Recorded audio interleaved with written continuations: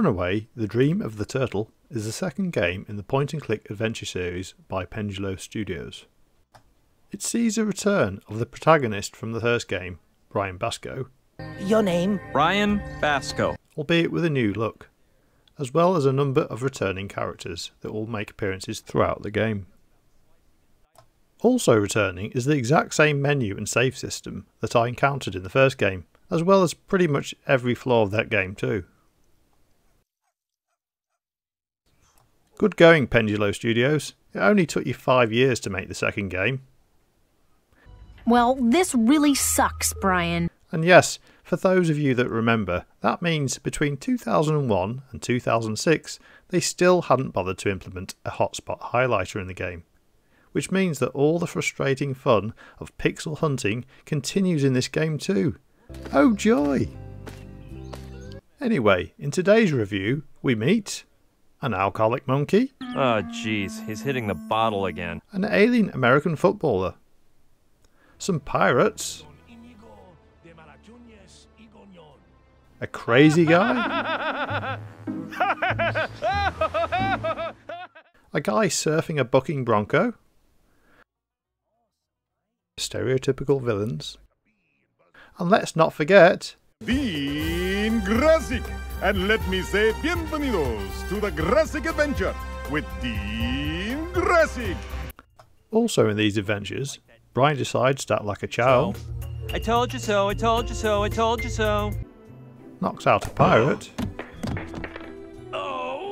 And finds some useless items. Silverware, clean clothes, stuffed dodo, pirate's brain, a travel sewing kit. Look, a rubber chicken on a pole. But darn, it's missing the batteries. Okay, back to the review. Nearly every chapter begins with a short cutscene of Brian recalling events to Sushi, his tech-savvy friend. It isn't long before you're presented with a scene of Brian and Gina holidaying, where the plane they're in gets shot down by the military. Thus unfolds a story of Brian trying to find his missing girlfriend Gina, and then stumbling across some wacky goings-on along the way that take the story off on a wild tangent. Compared to the first game, the story definitely had a bit more depth, and there were little improvements here and there that meant the flaws of the previous game, while still present, weren't quite as bad and annoying. You can fiddle with it forever, and it's not going to work. Dialogue generally seemed to be improved in the game, with more funny moments.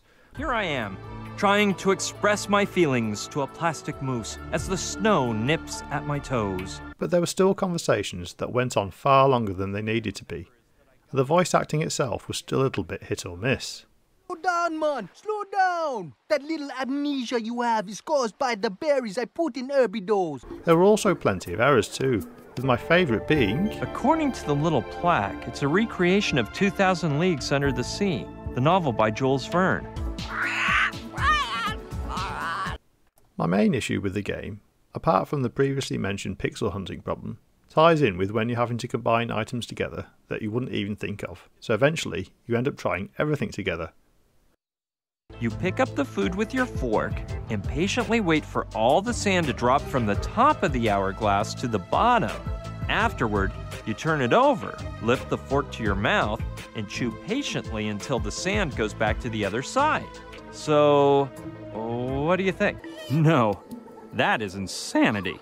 When that doesn't work, it's sometimes because you haven't reached a certain point in the game, or spoken with a particular character. So items that previously hadn't worked together may suddenly work, which is extra frustrating if you already had an ingenious plan in mind that didn't initially work. I'm not sure if this idea is ingenious or idiocy. The end result was that while gameplay has improved, I still had to resort to a guide on many occasions. One annoying section of the game involved going back and forth between two characters who had fallen out, trying to convince them to make up, so that you could get back a certain item that you needed. It was supposed to be an attempt at humour, but like a lot of things this game does, it can end up being just a bit tedious. In equal measure, there were fun elements. How vile! There's water inside, and what's worse is that it's clean! And I was actually just starting to like the game again when it ended a bit suddenly, and left the story not so much on an exciting cliffhanger, but just hanging there without any sort of fitting conclusion to the game. No. Considering that the final chapter really worked well, even taking a dig at itself, This?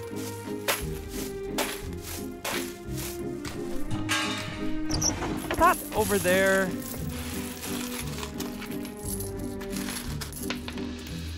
Well, I would have felt just terrible if I'd left anything behind. Now you may inquire, how did I fit everything into me pocket? It's simple. The 3D object modeling department found it appropriate to issue me a voucher, so as to walk with less weight in me trousers. I was more than a little disappointed that I wouldn't know how things would be resolved until the next game. They didn't release the third game in the series until 2009, so that would have been a 3-year wait. Luckily for anybody playing today, that isn't an issue, but I still feel that just one extra chapter would have finished things up nicely.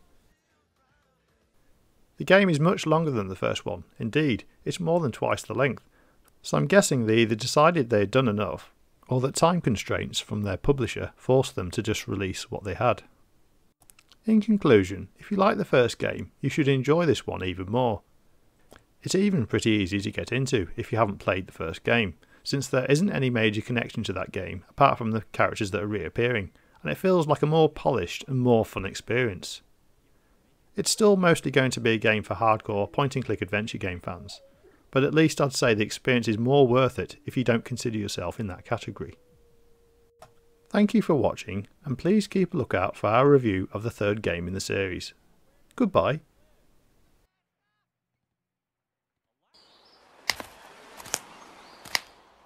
Not again!